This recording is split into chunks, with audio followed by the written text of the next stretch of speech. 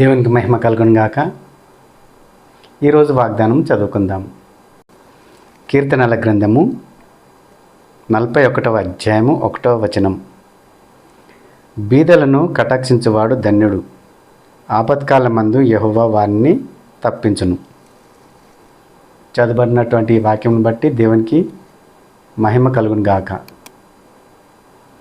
బీదలను కటాక్షించువాడు ధన్యుడు. బీదల పట్ల మనం కనికరం చూపించాలి, జాలి చూపించాలి, దయ చూపించాలి. వారి పట్ల మనము ప్రేమ చూపించాలి. అలాంటి వారు ధన్యులు అని ప్రభువు సెలవిస్తున్నాడు.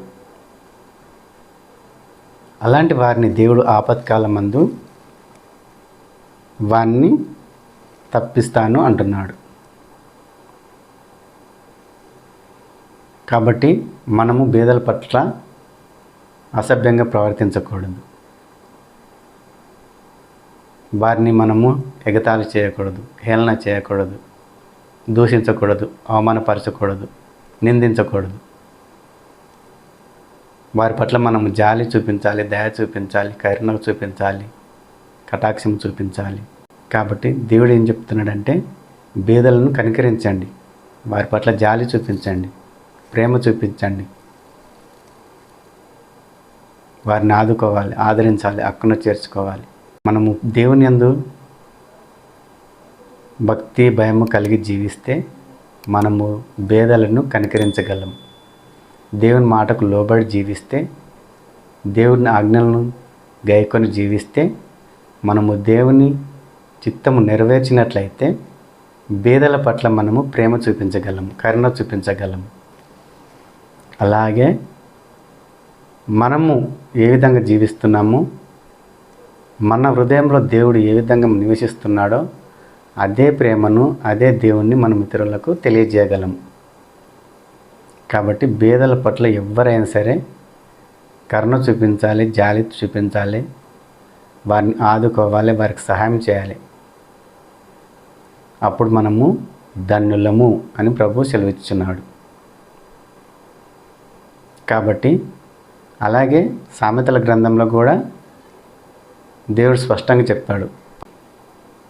సామెతల గ్రంథము 19వ అధ్యాయము 17వ వచనంలో కూడా దేవుడు స్పష్టంగా చెప్తున్నాడు. బీదలను కనికరించేవాడు యెహోవాకు అప్పించువాడు, వాని ఉపకారమునకు ఆయన ప్రత్యుపకారం చేయను. ప్రియమైన దేవుని బిడ్డలారా, దేవుడు బీదలను కనికరించేవాడు, యెహోవాకు అప్పించువాడు అని స్పష్టంగా మనకు తెలియజేస్తున్నాడు.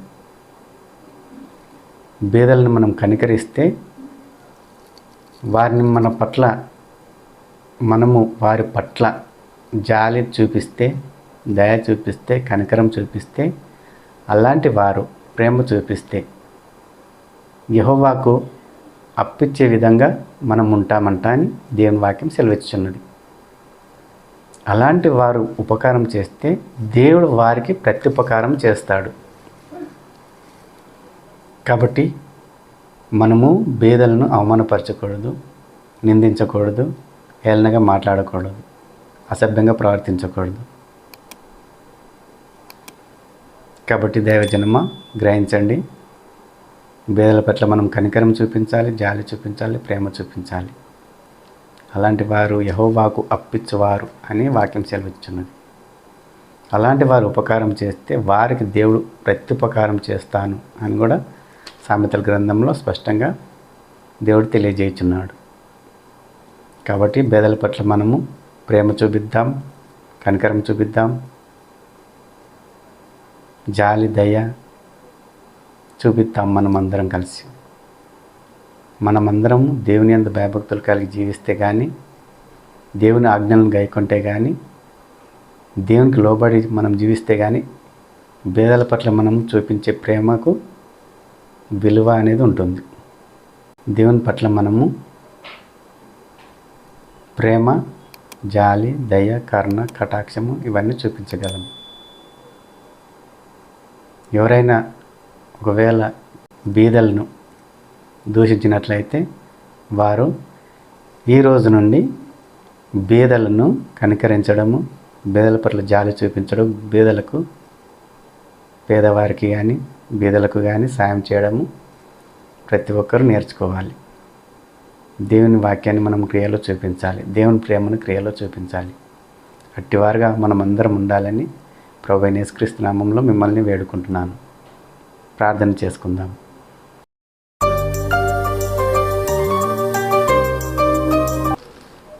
పరలోకమందున మా తండ్రి యేసయ్య, నీ ఘనమైన నామకు వందనాలనైనా స్తుతులు స్తోత్రములు చెల్లించుకుంటున్నాం తండ్రి. అవును తండ్రి, మేము పేదలను కనికరించే విధంగా, వారికి సహాయం చేసే విధంగా, పేదలకు మేము సహాయం చేసే విధంగా, వారి పట్ల జాలి చూపించే విధంగా, ప్రేమ చూపించే విధంగా మమ్మల్ని తీర్చిదిద్దండి తండ్రి.